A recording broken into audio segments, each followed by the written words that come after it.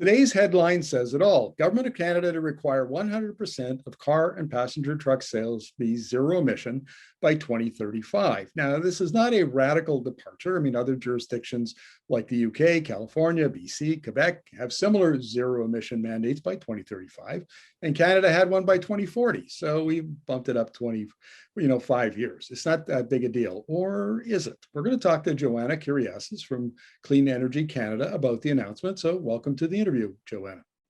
Hi, Markham. Great to be here. Well, what's your take? What's your response to this announcement? Yeah, so as you said today, we heard that Canada will now require 100% of new car sales to be zero emission vehicle by 2035. So that means they've moved up the target from 2040 to 2035. And that's great. That is signaling that Canada wants to take more ambition on clean cars.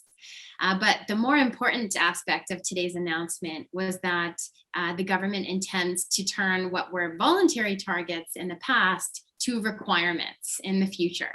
And that's a big step. Right. And okay. And how are they going to do that? I mean, they talk about incentives, they talk about investments in charging infrastructure, talk about partnerships with auto manufacturers to help them retool and build out EV manufacturing in Canada. But how are they going to enforce the mandate? Yeah, so it's the exact regulatory mechanism is still a question, but you're right. So Canada has done a really great job on the incentive side of things. We've got the consumer rebate program. We have invested in public charging stations, and we continue to do so.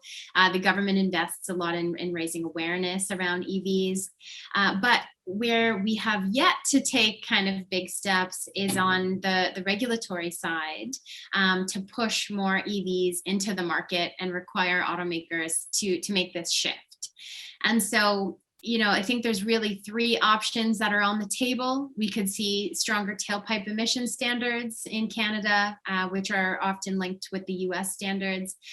We could see a zero emission vehicle standard, which requires automakers to sell an increasing percentage of EVs year after year until we get to that 100% by 2035.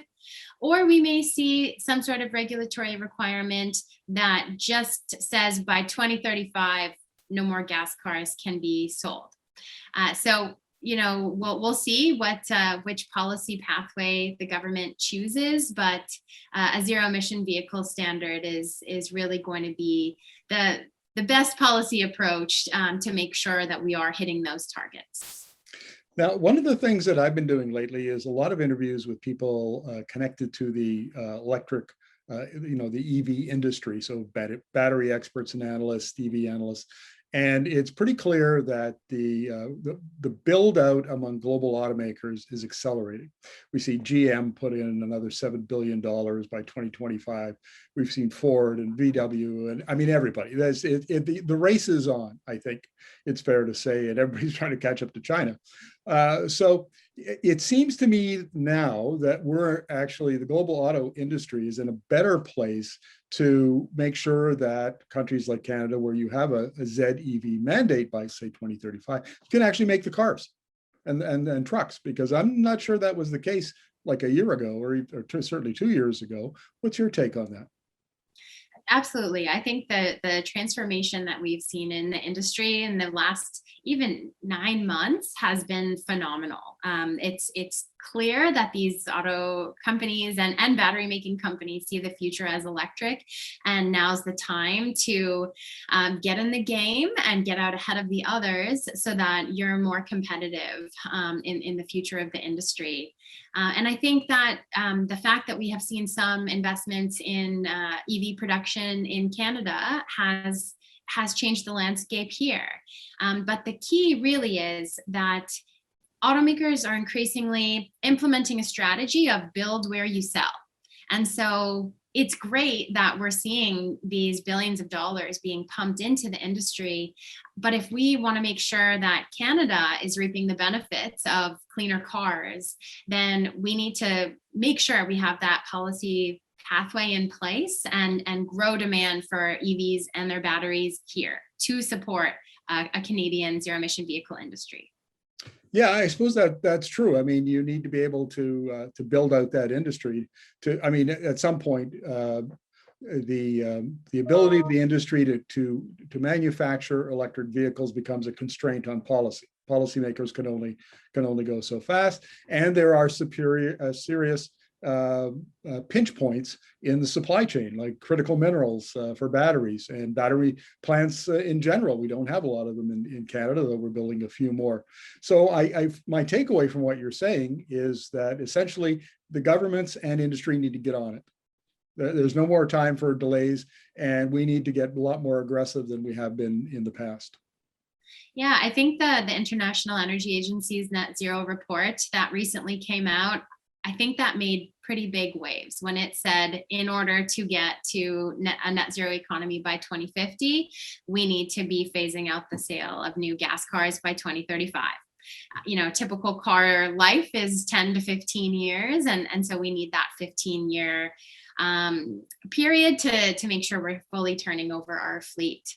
But it sounds like, you know, industry direction is aligning with policymakers' direction. And so I think we'll all be surprised at how achievable this new target is. And before you know it, we're all going to be driving our electric cars, SUVs, and pickup trucks through communities. Now, transportation accounts for about 25% of Canadian greenhouse gas emissions. And I want to bring in the idea I think it was a brilliant study by Jason Dion. He's economist with the Canadian Institute of Climate Choices. And he has two kinds of emissions reducing technologies. Safe bets, which are like electric transportation, and wildcards. So the safe bets are those technologies that are commercial, ready to scale, can go in a big way.